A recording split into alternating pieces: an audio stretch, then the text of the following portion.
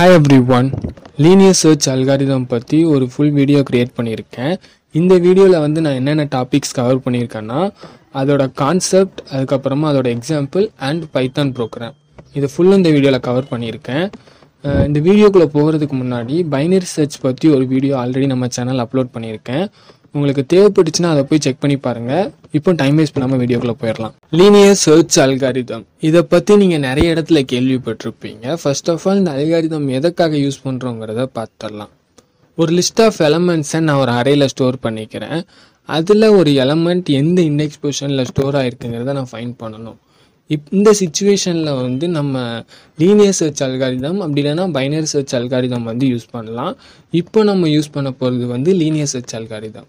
Linear search அல்காரிதத்தை பொறுத்த வரைக்கும் என்ன பண்ணணும்னா, அந்த லிஸ்ட் ஆஃப் எலமெண்ட்ஸ் ஒரு அரேயில் ஸ்டோர் பண்ணியிருப்போமா, அதில் அந்த அரேயோடைய ஃபர்ஸ்ட் எலமெண்ட்லேருந்து லாஸ்ட் எலமெண்ட் வரைக்கும் நம்ம ட்ராவல்ஸ் பண்ணணும்.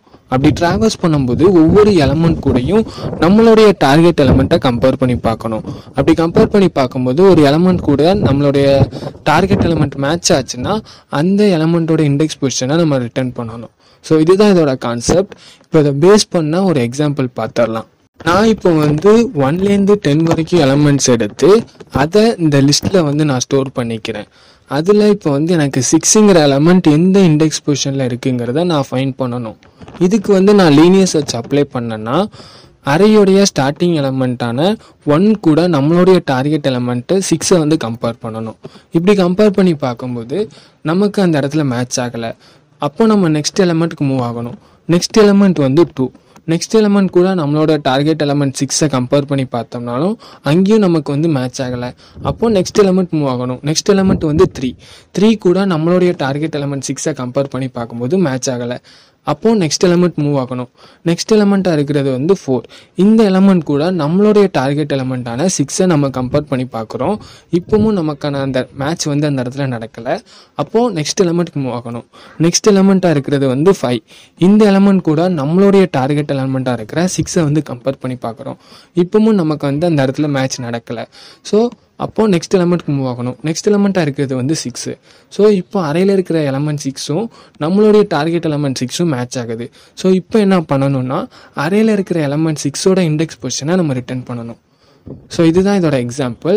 ஸோ இதை பேஸ் பண்ண ஒரு கோடை இப்போ பார்த்துடலாம். இதோட ப்ரோக்ராமை பொறுத்த வரைக்கும் ரொம்ப சிம்பிளாக தான் இருக்க போகுது. என்ன பண்ண போகிறேன்னா, லீனியர் சர்ச்ங்கிற ஒரு ஃபங்க்ஷன் டிஃபைன் பண்ணிட்டு அதுக்கு ஆர்குமெண்ட்டாக நம்மளோட அரேயையும் டார்கெட் எலமெண்ட்டையும் ஆர்குமெண்ட்டாக பாஸ் பண்ண போகிறேன். நெக்ஸ்ட்டாக அந்த ஃபங்க்ஷனுக்குள்ளே அந்த அரேயை ஃபஸ்ட் நம்ம ட்ராவல் பண்ணணும்.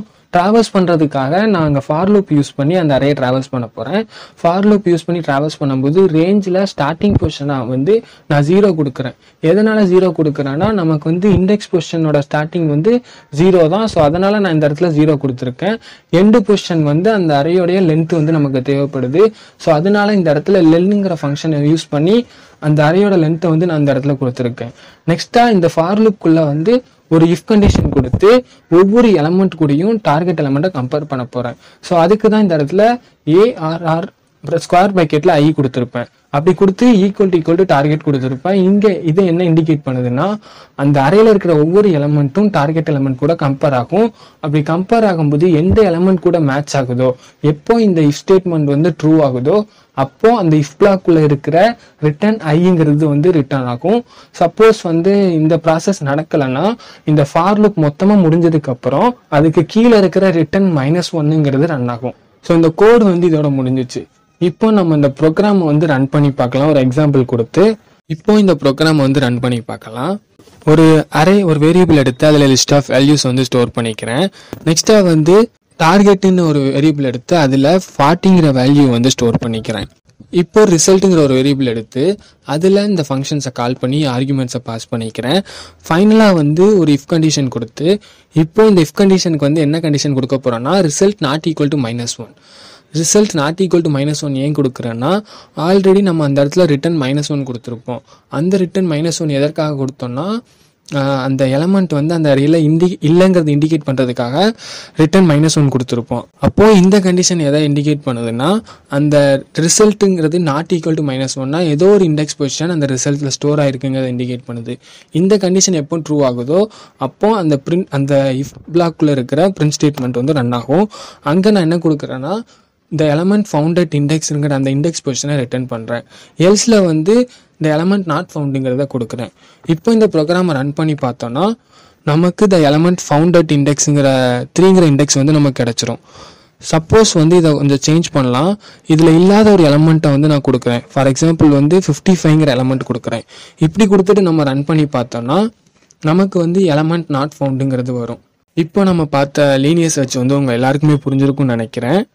ஸோ இந்த வீடியோ இதோட முடிச்சுக்கிறேன். உங்களுக்கு இது ரிலேட்டடாக எதுவும் டவுட்ஸ் இருந்துச்சுன்னா கீழே கமெண்ட்டில் சொல்லுங்கள். நெக்ஸ்ட் வீடியோவில் பார்க்கலாம்.